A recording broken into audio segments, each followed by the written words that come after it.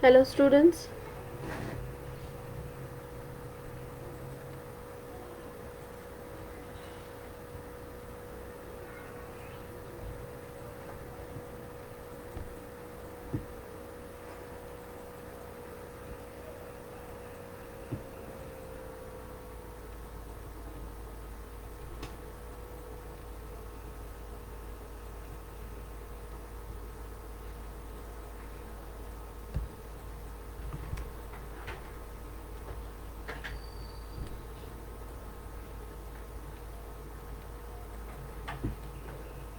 Okay, hello students. Welcome to today's class. We are on lesson number 6, that is animal senses.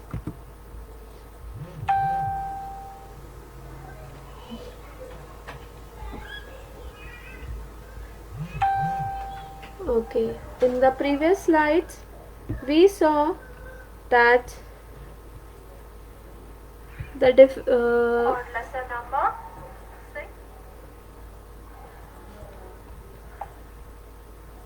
Hello students.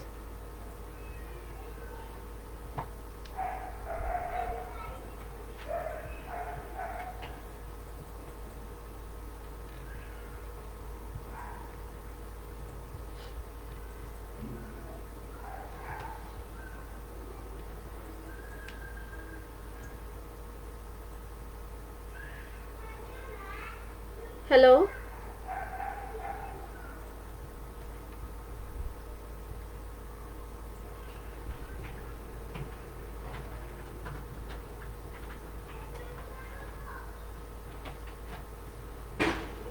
Okay children, we are on lesson number 6, that is animal senses. In the last lecture we saw about the smell sense organ of the animals. So we saw that the dogs are the special, they have a very good smelling organ and it can smell about 40 feet any object that is buried 40 feet under the ground. Then it also sniffs all the areas all around it all the time, as it marks the area, its own area, by the urine. So by sniffing the objects, he finds out whether the other dogs have come in their areas or what. Then we also saw that the ants, they move in a line, they do not break their line and move. This is because they have to return back to their ant hill, and this is done by following each other, as the first ant hill leaves out a chemical called as a pyrazine on the ground, and all the remaining ants, they smell it and follow the first ant. Then we saw that the mosquitoes, they a swarm of mosquitoes follows a person wherever it moves around. So why does it do? How a mosquito knows a host is nearby it? They are the host because it drinks our blood. So it finds or it detects us with the help of the carbon dioxide which is thrown out from our body. Then also our body heat, then the perspiration, the sweat, then the skin odor, the smell of our skin, are some of the clues from which the mosquito can find us. And the mosquitoes are more attracted to the dark colored clothing. And the mosquitoes are the nocturnal animals because in the day they are sleeping and they are awake in the night. So they are called as a nocturnal animals. Then snakes. Snakes have a fork-shaped tongue. Yes, can you see in the picture? So what did we learn about that? That it collects the scent of the prey with the help of the tongue. So its tongue acts as its nose, and it has a two tapering points at the tip of the tongue, so it can receive the scent particle from both the sides of the tongue. Two tails are there for the tongue, so two tails are pointed towards two directions, and they can collect the scent particles from both the sides, and then it can easily detect its food. And the scent particles are then sent to a special organ that is located on the roof of their mouth, that is called as a vomeronasal organ, which detects the object. Yes, and that's why the tongue of the snake is constantly out of its mouth. Then we studied about the shark, that it also has an extremely sharp smell, sense of smell, and it can smell the blood from miles away. How does it smells the blood? Because of the chemical, that is amino acid, which is present in the blood. Then honeybees. We all of us know that the honeybees collect the nectar from the flowers. Yes, so they have acute sense to the smell of the nectar. So honeybees use their antennas to detect the odor of the nectar.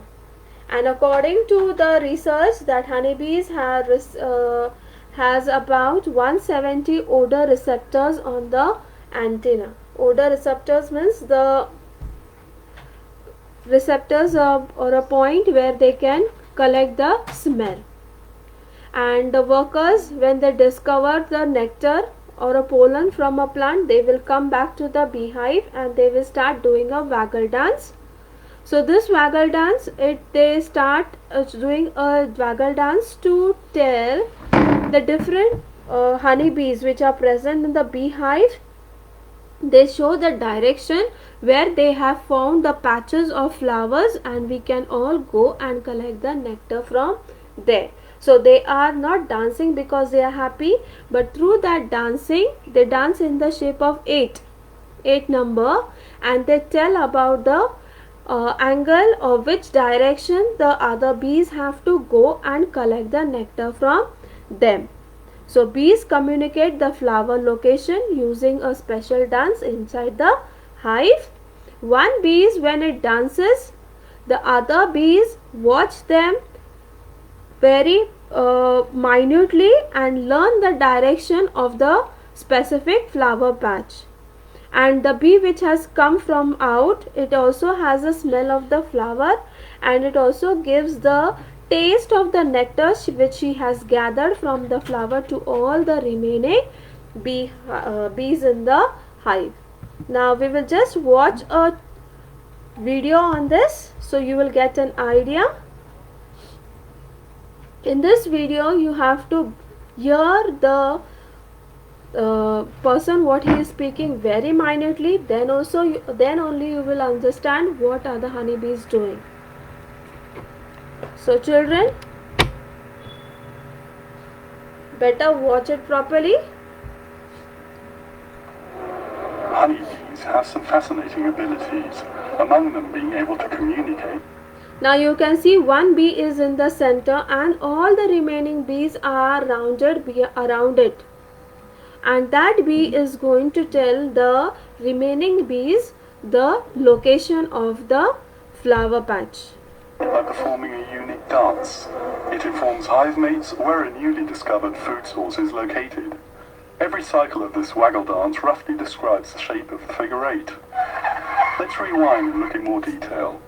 The bee only waggles on a part of its route, the straight run, indicating see the way she is moving in the 8th letter. The secret lies in the direction of the straight run, or to be more precise, in the angle between the straight run and the perpendicular, which in this case is 90 degrees to the left. This tells the other bees that food is available 90 degrees to the left of the sun. If the angle is 60 degrees to the right, they'll be flying 60 degrees to the right of the sun. So children, this was a short video in which we saw that how do the bees move, and they show the location to the other bees. Okay, so today we will see to the next part of our lesson, that is seeing. How do the birds use their eyes for catching the prey or escaping from the danger. So let's see about the birds first. Birds move their neck very often. Now children, I don't know whether you have observed first also or no. Today just go into your balcony and watch the birds. You will see that again and again the bird will be moving its head from left to right, right to left, up, down and all the time. So why doesn't he cannot keep his head on a straight place and watch? So this is because in most birds the eyes are fixed, and so the birds have to turn their heads and to see around. Now see children, if we see our eyes, even if our head is erect, but we can move our eyes and see to our right, left, up and down. But that is not in the case of the birds. Their eyes are fixed. They cannot move how we can move our eyes. If you see, the pupil inside our eye is easily being able to move. The white and the black color circle in our eyes, you can move within your eyes. Are you able to move your eyes without moving your head? Yes, but this does not happen in the case of the birds. So if they want to move, look front, back, to their sides, they have to move their head. Birds of prey such as eagles, hawks and vultures have a very sharp vision. So birds of prey such as means those who are going to catch the prey, catch the food. They have a very sharp vision. So we can see all these three birds, they eat the other animals. So these birds, they have a very sharp vision because from a longer or from a high distance also they have to detect their prey which is there on the ground. They can see 4 times as far as we can. Now see, हम जितने नज़दीक से देख सकते हैं उससे वो 4 time से ऊपर दूर से, हम जितने दूर से देख सकते हैं उसके 4 टाइम्स यानी उससे 4 टाइम्स ज़्यादा वो और ऊपर से या दूर से वो अपने खाने को देख सकते हैं. So they have a they can see 4 times far as human being can see. They can also estimate the shape and position of the object from a long distance away. So children, if you see that the eagle, vulture flying in the air, they are never too close to the ground. Most of the time we see them flying very high in the sky. So why they are moving round and round in the sky? Because from there also they can find out the exact shape and the position of the object of their food. So at what position is their food now, or the rat or anything what they are eating, what shape it is big or small, that also they can find from that such long distance. Binocular vision means both the eyes focus on the same object at the same time and eye movement is coordinated. So how do they do this? They do by the binocular vision. यानी क्या, जैसे दोनों भी आँखें उनकी एक ही इस पे दिखती है. This kind of vision that predator birds such as owls rely on the most. And monocular vision means each eye is focused on the different object at a particular moment, and this is normal for parrots and pigeons. So this is the we have seen that binocular vision and monocular means at a time. Binocular means both the eyes are on the same object, and monocular both the eyes are looking at the two different objects. The next we will move to the owl.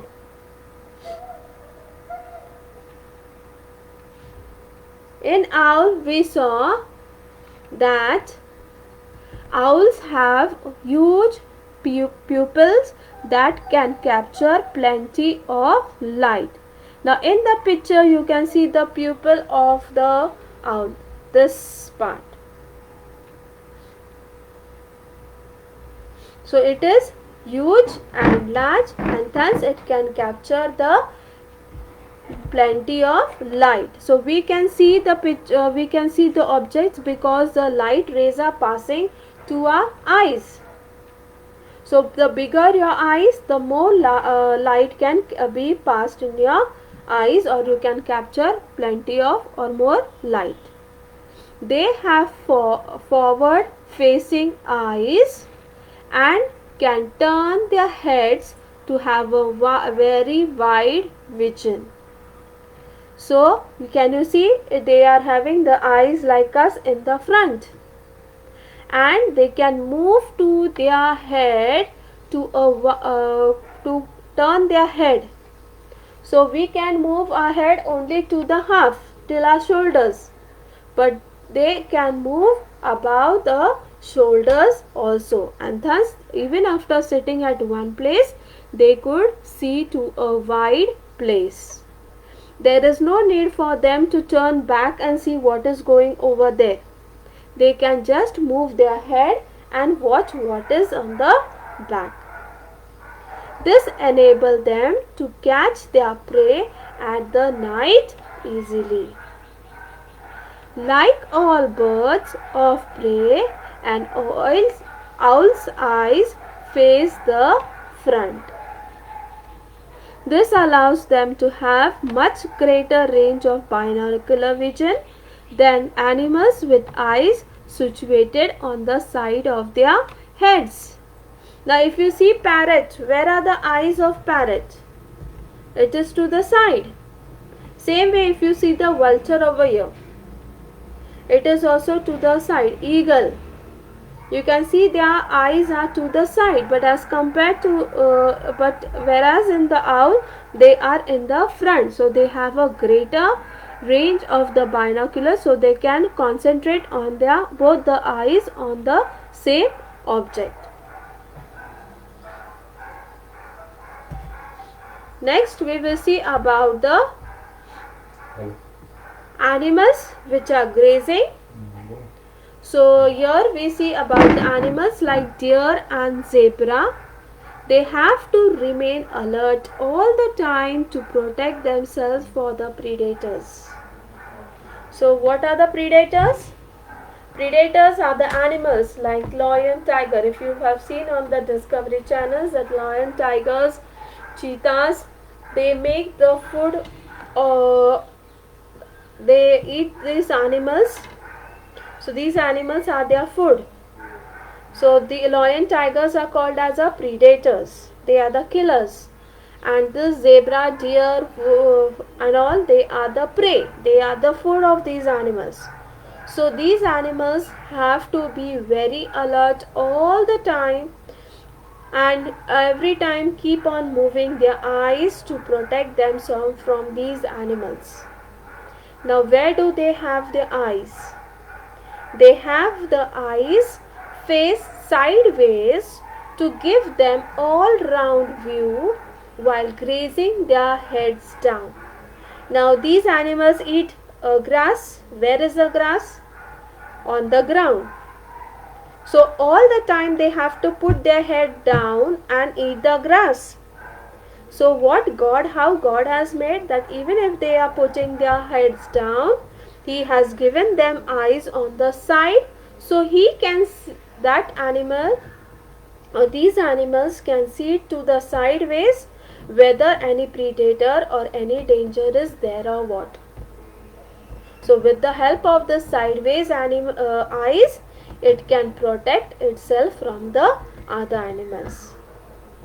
The eyes on the side of its head allow it to look in all the direction for the danger. So even if this head goes down to eat the food, his eyes are all the time alert in looking in all the directions to protect them from the danger. Then let's see one thing about the deer, that the deer's vision is poor. So deers, they have a poor eyesight. They cannot see all the things properly. Although a deer may sense something is around them, they cannot focus on it unless their nose is pointed up for both their eyes to see. So what is in the case of a deer? That although the deer may sense, even though he is knowing, yes, something is there around me somewhere, but he cannot see that thing till he takes his head up. Where in case of zebra, even if the head, nose is down, mouth is hitting, with the help of eyes he can see, but not in case of the deer. He cannot see the object which has come next to him till he takes his head up. So that is the statement that says, so the deer has a poor vision. Although a deer may sense that something has come around him, they cannot focus or they cannot see that thing unless their nose is pointed up for both the eyes to see. So nose is pointed up means till he takes his mouth up and the eyes can see it. Now let's see of these three animals. Here also you can see that these all three animals are having their eyes in front. So why do you think they must be having their eyes in front? They are the predators, they are the killers, like eagle, vultures and all. So what is going to happen? That they could have if they have the eyes in front, they can easily have a glance or a good vision on their prey. So tigers, lions and leopards have effective night vision that enables them to hunt in the dark easily. So when do they have a good vision? In the night, so they can easily go and kill the animals in the dark. Lions' eyes are quite large with round pupils that are three times big as human's animal. Now see the lion's eye. So they have a large pupils and they are bigger than 3 times more than us. The second eyelid helps to clean and protect the eyes. Now all of you have eyelashes. Yes? What do you mean by eyelashes? The hairs which are there before your eyes. Yes? So why do we have those hairs? That it protects from entering the dust particles into eyes. If you have a storm coming, what do? We quickly close our eyes and thus the dust particles are avoided going to our eyes. So in case of lion, they have 2 eyelids which helps them to clean and protect the eyes. They also have a white patch of fur below their eyes which helps to reflect even more light back into the eye. Now see in the case of a lion, you can see the whitish fur below their eye. So what does it do? It reflects some of the eye light back into the eyes. So the white patch of the fur below the eyes helps them to reflect more light back into the eye. The leopard's night vision is up to 7 times better than humans, and its hearing is up to 5 times better than us. Now see, so the leopard, we can see these animals resting in the daytime and they move out in the night time for hunting or finding their prey, because they have a vision in the night. The vision, or they can see more properly in the night as compared to the day. So the leopard has 7 times can see 7 times better than the human beings in the night, and hearing is also 5 times better than us. The tiger's eye are the brightest of all the animals, and the way they bulge gives them a wide angle view. So the tigers, they have a wide view or angle of the image.